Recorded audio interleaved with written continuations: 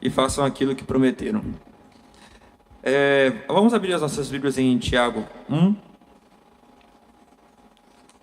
Tiago 3. Vamos ler Tiago 3, do versículo 1 até o versículo 12.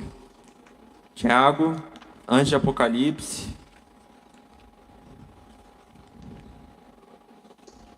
Depois de Hebreus.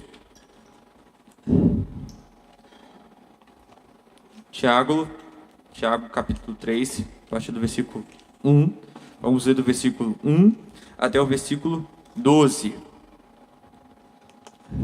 Hoje nós vamos falar sobre o poder da língua.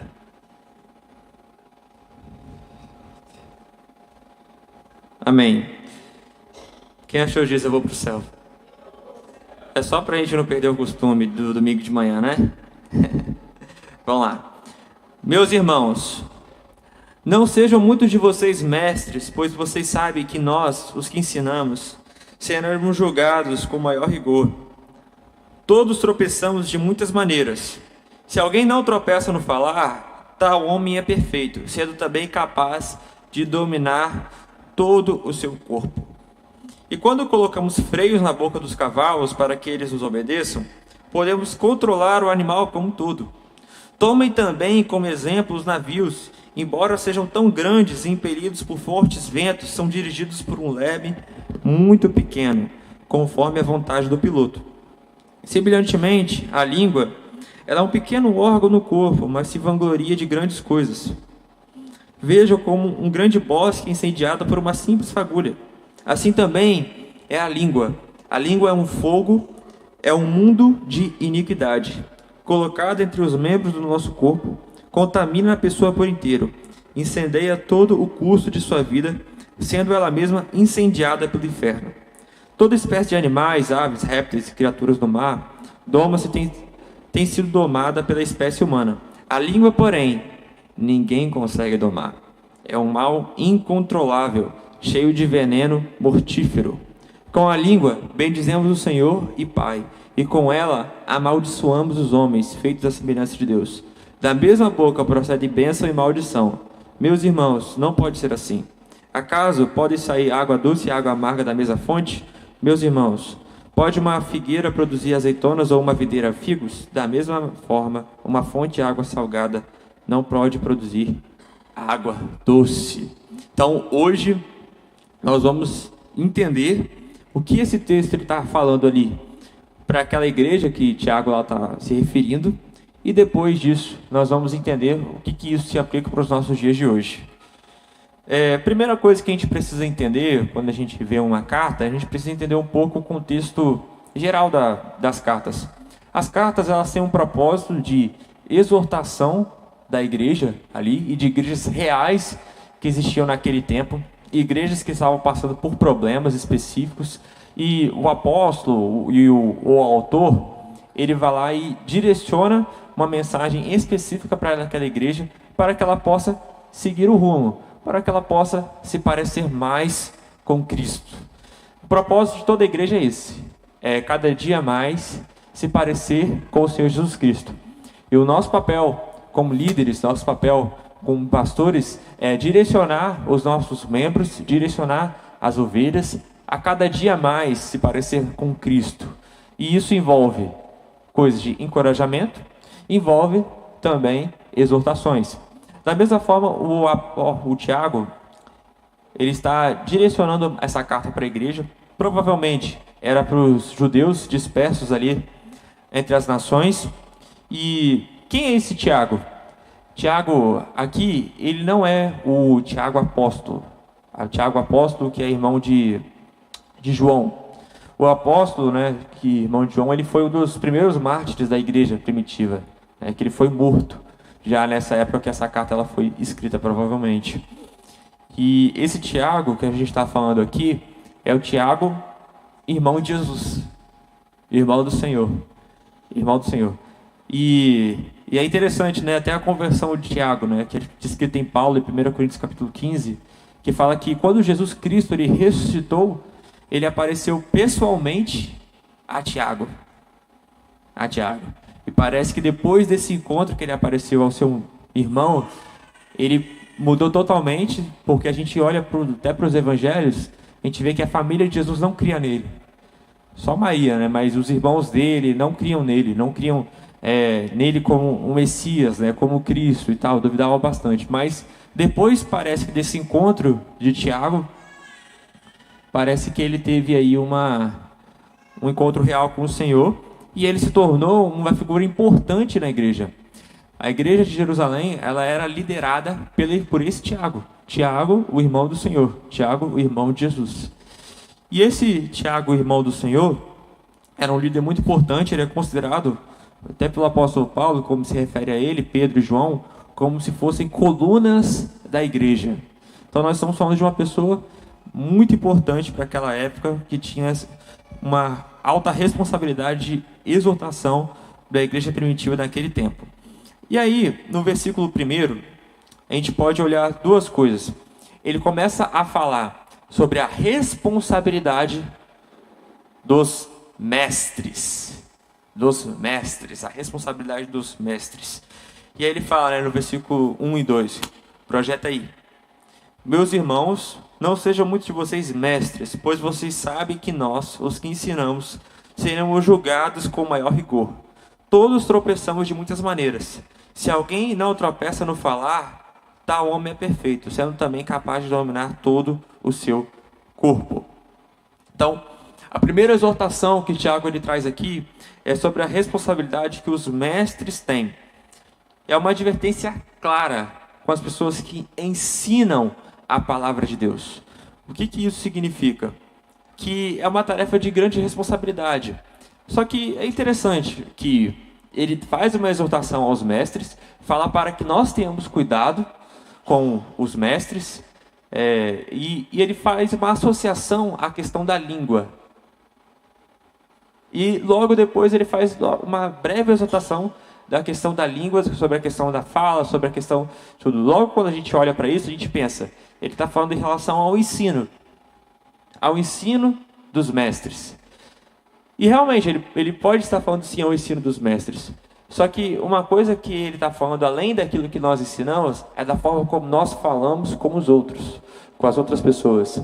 E quando ele fala que os mestres serão julgados com maior rigor, é porque os mestres eles são responsáveis por ensinar o povo tanto a questão da doutrina, tanto a questão da prática.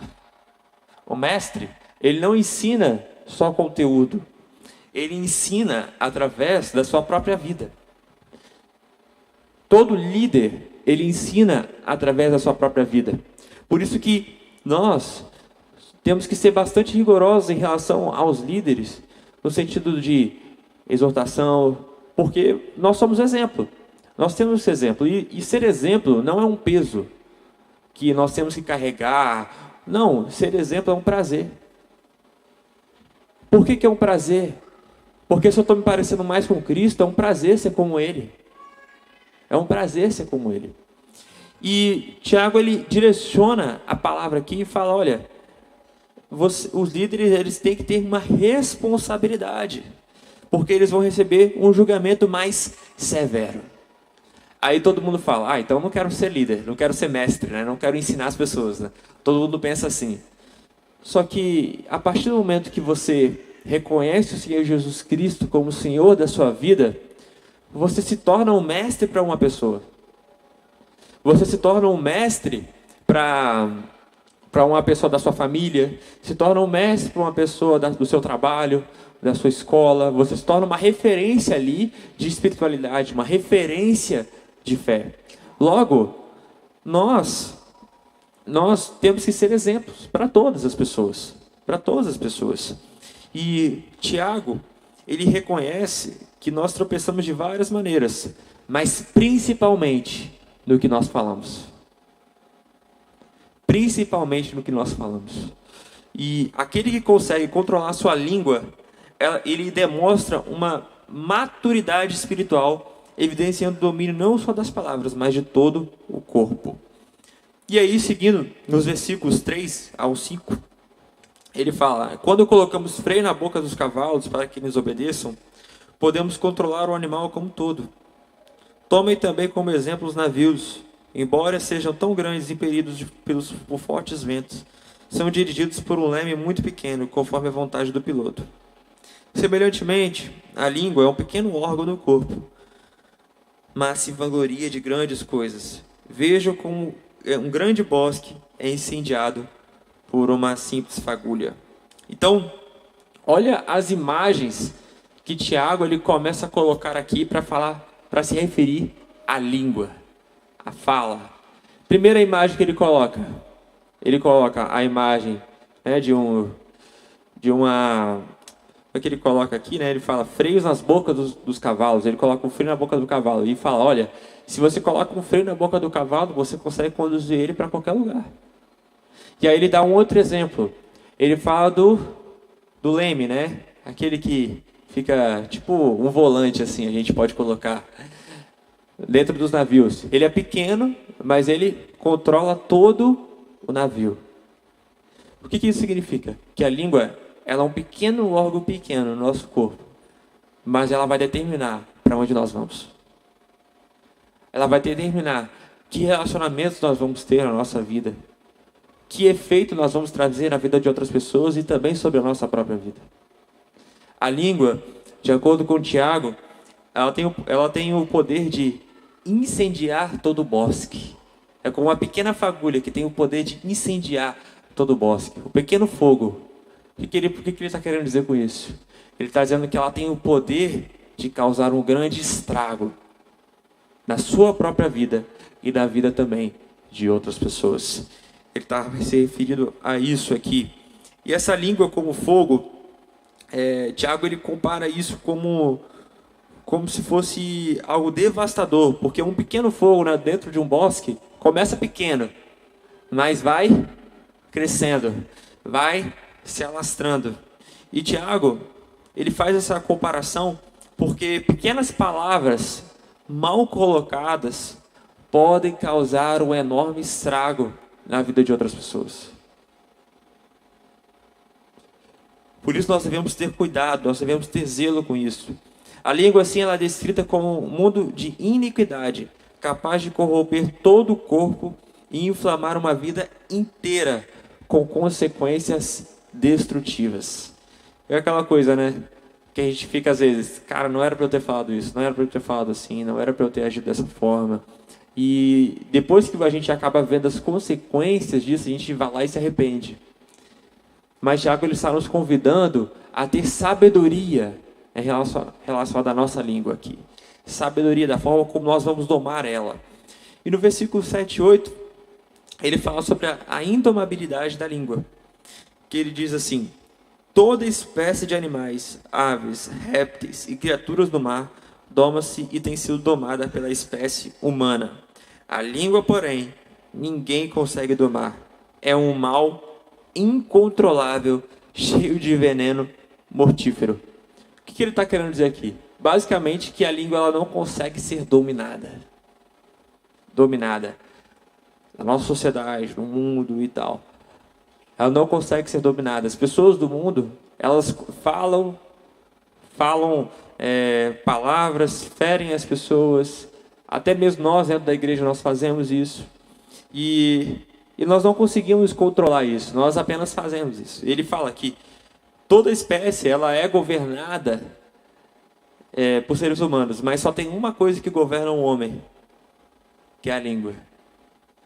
E enquanto o ser humano tem o poder de domar muitas espécies, Tiago afirma que a língua permanece indomável.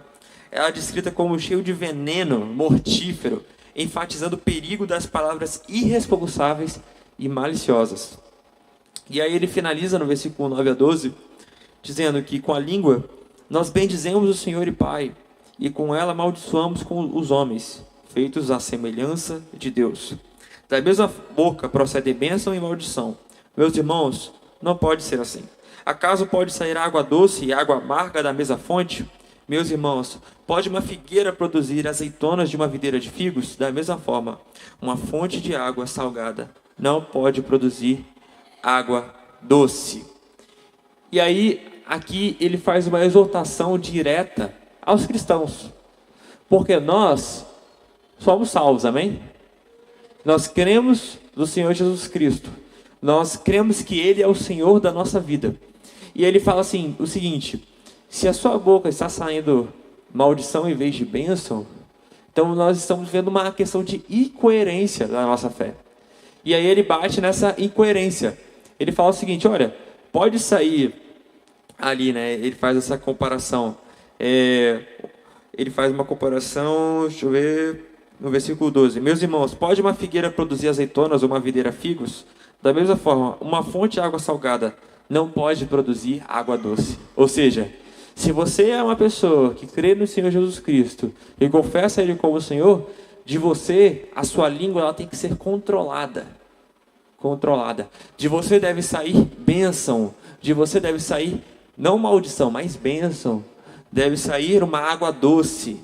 Uma água que produz vida e não morte. Palavras abençoadoras e não de morte.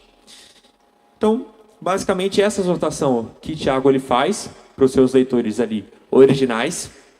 E agora nós vamos seguir para a parte do que isso tem a ver com a gente.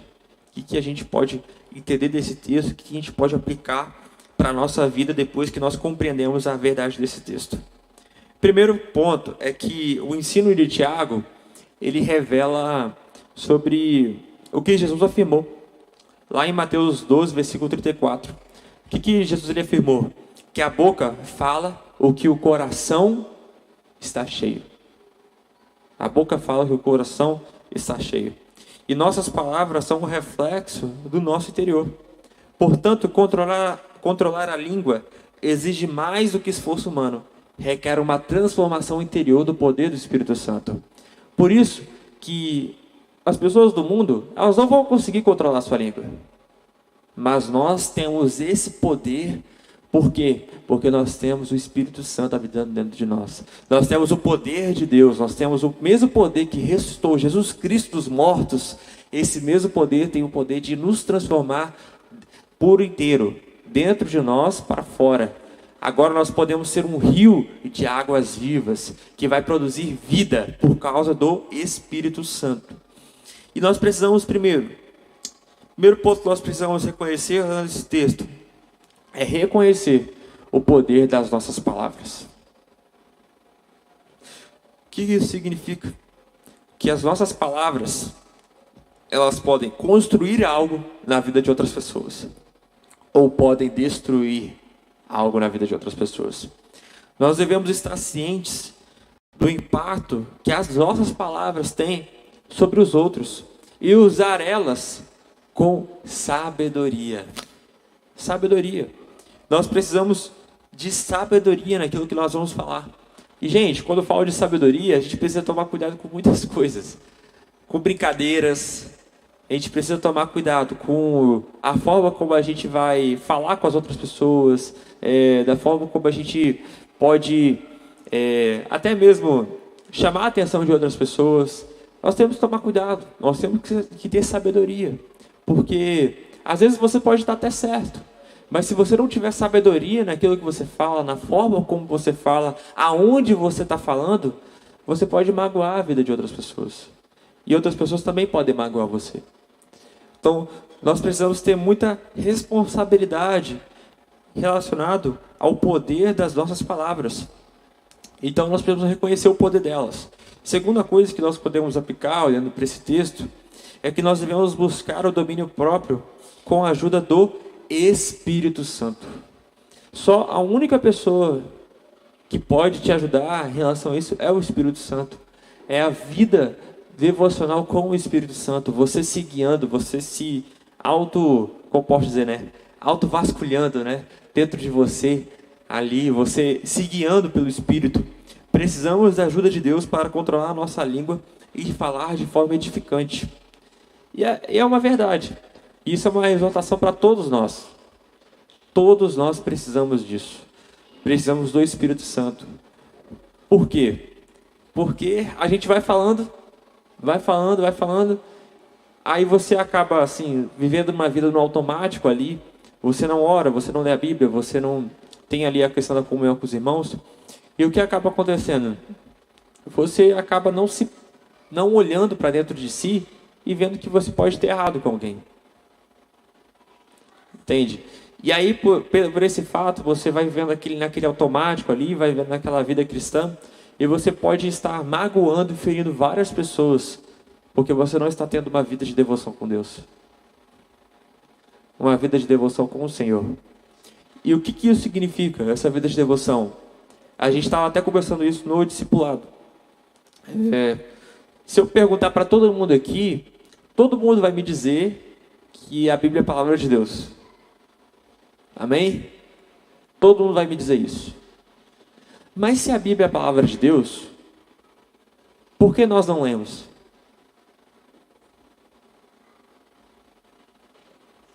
Essa é a questão.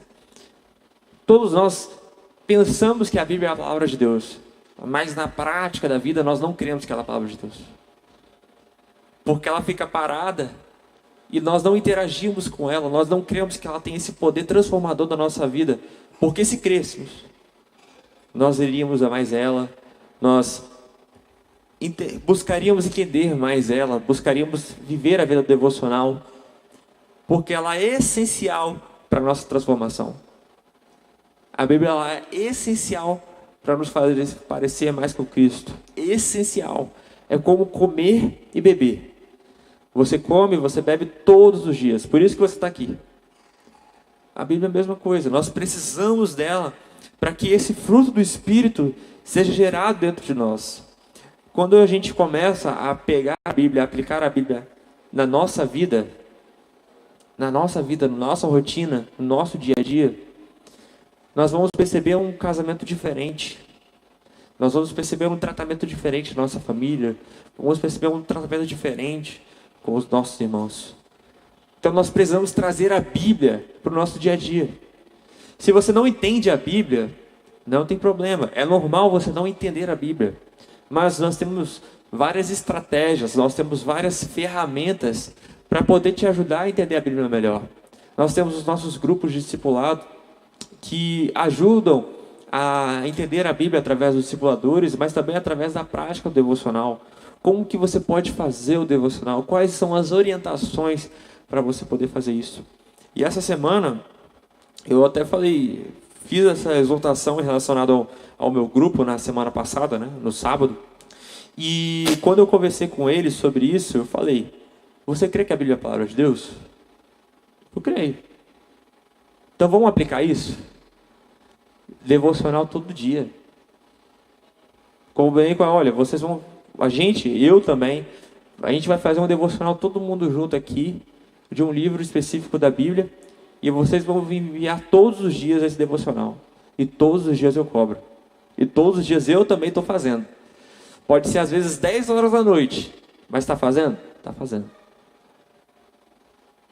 A gente precisa aplicar isso na vida das pessoas. E eu fico pensando, né? Se eu tenho que fazer isso na vida de 5 pessoas que têm dificuldade de fazer isso, eu fico imaginando como que deve ser a nossa realidade como igreja. É difícil a gente colocar a Bíblia na nossa rotina, mas a gente precisa aplicar ela. A gente precisa ler a palavra. A gente precisa dela, porque é ela que vai produzir o fruto do Espírito em nós. Nós precisamos também cultivar um coração puro. A língua, ela reflete o coração. Nós devemos buscar constantemente a purificação interna através da comunhão com Deus e a sua palavra. E aqui é um ponto que a gente tem que tomar muito cuidado. Na nossa comunidade, na nossa igreja, a gente tem coisas muito boas, mas também tem coisas que não são tão boas assim. E isso você vai ter em tudo na sua vida. Na sua vida você vai ter um trabalho que tem coisas muito boas que você gosta, tem coisas que você não gosta. Na sua família também vai ter pessoas que você tem coisas muito boas, vai ter coisas que você não gosta das pessoas. Na igreja é a mesma coisa, vai ter coisas que você vai amar, e tem coisas que você não vai gostar tanto assim. E nós precisamos ter essa sabedoria de lidarmos com as coisas do quais nós não gostamos da igreja. Tem coisas que você não vai gostar da igreja. Tem coisas que você não vai concordar com o pastor. Tem coisas que você vai pensar de uma forma diferente. E tá tudo bem. É isso. Deus, ele te fez assim. E você tem a sua própria opinião. Se aquilo que você está falando não é pecado, amém. Agora, o que é o errado? O que é o pecado? É você começar a fazer o seguinte, burburinho. É você reunir aqui os irmãos. Olha, vamos falar mal aqui. Vamos falar aqui mal do pastor, vamos falar aqui mal da igreja, vamos falar mal daqui. Irmãos, não façam isso. Não sejam essas pessoas. E se vocês virem isso acontecendo, saia desse meio. Porque isso não vai te fazer bem. Irmãos, opiniões diferentes nós sempre vamos ter. Mas estamos sempre abertos a ouvir. O pastor está sempre aberto a ouvir as opiniões. Só que a gente vai querer ouvir opiniões de quem está construindo junto com a gente. Agora, quem vai querer vir aqui só para criticar a forma como a gente faz o nosso culto, a forma como a gente faz a nossa pregação, que não está construindo nada, irmãos, não tem como ouvir. Se você é um cristão maduro, se você tem uma opinião diferente, ou você discorda, ou você vê que uma atitude de alguém não foi tão legal assim, vá diretamente a essa pessoa e converse com ela. Converse com ela. Fale com ela o que aconteceu. Fale com ela o que te chateia, ou o que você pensa diferente. E converse com ela. A questão é que nós não conversamos. Nós não falamos com as pessoas. E aí a gente fica remoendo isso aonde? No nosso coração. No nosso coração. E aí acaba acontecendo algumas coisas. Olha, as pessoas elas ficam frustradas, ficam decepcionadas com a igreja, com o líder, com o pastor, com algum membro aqui. E o membro, ele acaba nunca sabendo disso. Por quê? Porque você não falou. Você não conversou, você não buscou resolver essa situação. Porque para nós hoje, na igreja evangélica desse tempo, é muito mais confortável nós não sermos pessoais com a vida das pessoas. Nós não se preocuparmos com as pessoas. Nós entramos no culto e não temos relacionamento com ninguém. E isso é muito mais confortável. Por quê? Porque se eu não tenho relacionamento, eu não vou ter problema. Se eu não tenho relacionamento, eu não vou passar por coisas, por problemas com outras pessoas. E aí que entra a questão. Nós estamos aqui na igreja não para consumir algo, mas para dar. Ser uma fonte de amor, uma fonte de reconciliação, uma fonte de perdão, uma fonte de graça. Mas para que essa fonte, ela seja cada vez mais fonte, ela precisa de pessoas. Ela precisa de pessoas para serem guiadas, para serem exortadas, para que eu possa ser exortado e você possa ser exortado por mim. Nós precisamos das pessoas para isso. A igreja, ela tem que ser pessoal. Ela não pode ser um negócio. Ela não pode ser um evento. Nós temos que entregar a nossa vida para as pessoas. Mas, infelizmente, da forma como nós conduzimos os cultos hoje, é possível uma pessoa ela estar no mesmo lugar que a outra e não estarem conversando. É possível que isso aconteça. Mas nós não podemos aceitar isso. Nós não podemos aceitar que isso é normal, que isso é algo sadio, que isso é algo que a igreja deve viver. Não. Nós temos que sempre ir pela reconciliação. Sempre ir pela reconciliação, independente da consequência que essa reconciliação vai trazer. Às vezes as pessoas elas não querem reconciliar. Mas, irmãos, a reconciliação, ela não é uma opção. Não é uma opção. É um mandamento. Nós somos do ministério da reconciliação. O ministério da reconciliação, do perdão, porque nós somos muito perdoados pelo Senhor Jesus Cristo. E por isso também nós devemos perdoar as outras pessoas. E nós precisamos praticar essa coerência cristã. Primeiro, nós precisamos cultivar esse coração puro, não amargurado. Porque o coração, a língua revela o que está dentro do seu coração. E nós precisamos praticar essa coerência cristã. As nossas palavras, elas devem estar alinhadas com a fé que professamos. Não devemos cair na hipocrisia de louvar a Deus enquanto falamos mal do próximo. As nossas reuniões nas casas dos irmãos, nas casas dos outros, não deve ser para falar mal de alguém ou do próximo. Deve ser para edificação. Edificação. Edificar uns aos outros. E falar mal é falar mal com o intuito de denegrir a imagem do outro, para que o outro, a pessoa com a qual você está falando, você está conversando com alguém sobre outra pessoa, ela pensa a mesma coisa que você pensa a respeito do outro. Irmãos, nós não podemos fazer assim. Nós não podemos fazer isso. Nós temos que edificar. E às vezes, a pessoa que está falando, ela pode estar certa. Ela pode estar certa. Mas qual a forma que nós conduzimos isso? Não é comentando com os outros para ficar falando mal dela. Não. É chegando até essa pessoa e fazendo o quê? Conversando, exortando, mostrando para ela o caminho que deve ser seguido. E, gente, todo mundo que me ouve vai concordar comigo nisso. Mas eu não quero que as pessoas somente concordem comigo. Eu quero que a gente faça. Eu quero fazer isso. Só que fazer isso não é uma coisa que depende só da gente. Porque muitas vezes o problema, quando chega para nós, ele chega assim, ele chega já quase no fim, as pessoas quase já se separando, tendo conflitos, enfim. Não, mas vocês estão na vida comum da igreja. E nós precisamos exortar uns aos outros. Mostrar para as pessoas, olha, se você está com um problema com essa pessoa, você tem que chegar para ela e conversar. Não adianta você falar mal dela para mim. Eu acho que a gente tem que conversar mais, estar mais juntos, praticar essa coerência cristã.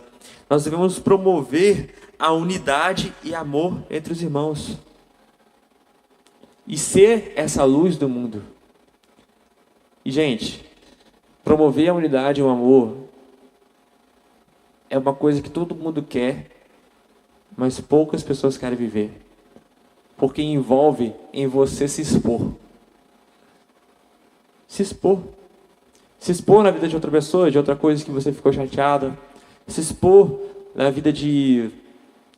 se expor às vezes para o pastor. Se expor. Nós não queremos se expor. Nós queremos ter uma máscara. A máscara de que tudo está bem. De que a gente não tem problema. De que a nossa vida está tudo certo. Mas isso é uma máscara. Nós precisamos mostrar para as pessoas aquilo que realmente nós somos, porque só dessa forma nós seremos transformados. Só dessa forma nós seremos transformados quando você tiver a comunhão com a igreja, com seus irmãos, ler a palavra e fazer a oração. As 3 práticas da vida cristã que transformam a vida das pessoas: a comunhão com os irmãos, a leitura bíblica e a oração. A devoção. Então, para a gente concluir, nós precisamos viver essa prática e sermos essa luz do mundo. Quando as pessoas elas ouvem aquilo que você fala, o que você tem falado ultimamente?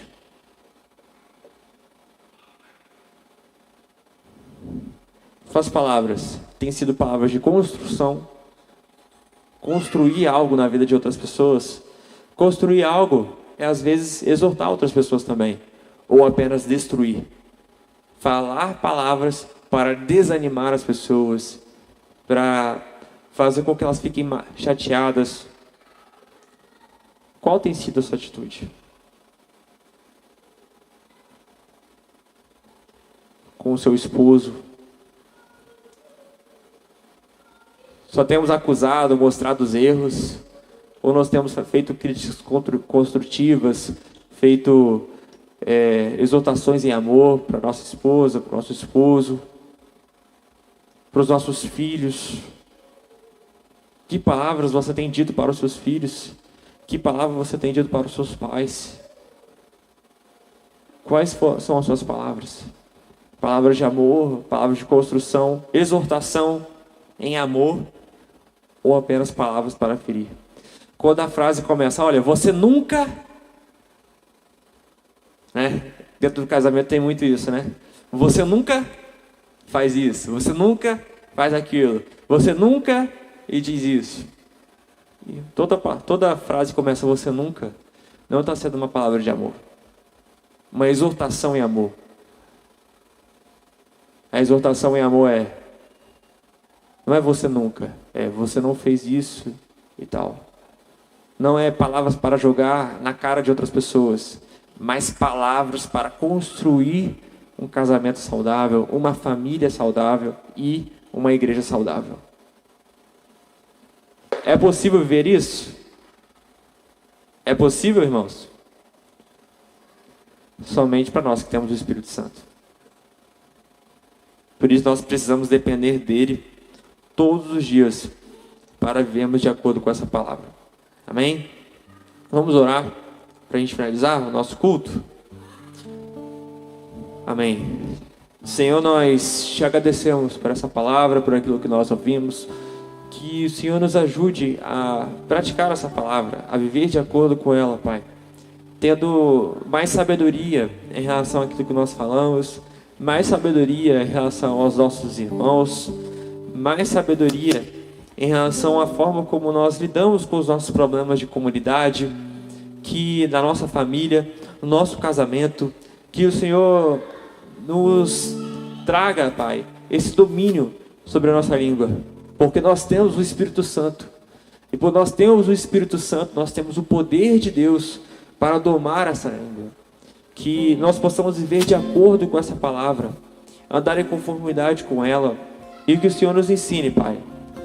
Ensine a sermos parecidos com o Senhor, falarmos aquilo que o Senhor fala, transparecer para outras pessoas o seu caráter, e que nós possamos ser reconciliadores, pessoas de paz, na vida de todas as pessoas ao nosso redor. Se nós oramos, te agradecemos. Amém.